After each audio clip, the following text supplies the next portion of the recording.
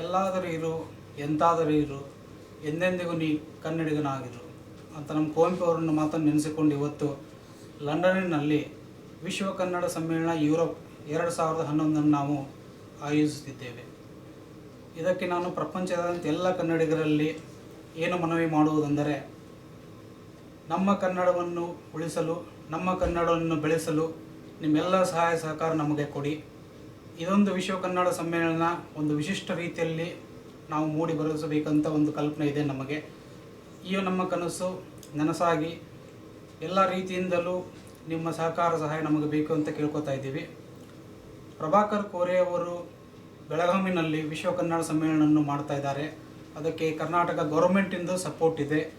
So ಇದೇ ವಿಚಾರವಾಗಿ ಪ್ರಭಾಕರ್ ಕೋರೆ ಅವರ ಸಪೋರ್ಟಿಂದ, ಕರ್ನಾಟಕ ಗೌರ್ಮೆಂಟ್ ಅವರ ಸಪೋರ್ಟಿಂದ ನಾವು ಇವತ್ತು ವಿಶ್ವ ಕನ್ನಡ ಸಮ್ಮೇಳನ ಯುರೋಪಿನಲ್ಲಿ ವಿಶಿಷ್ಟವಾಗಿ ಲಂಡನ್ನಲ್ಲಿ ಮಾಡ್ತಾ ಇರಬೇಕು ನಿಮಗೆ ತಿಳಿಸೋದಕ್ಕೆ ನಮಗೆ ಬಹಳ ಆನಂದ ಆಗುತ್ತದೆ. ಧನ್ಯವಾದಗಳು.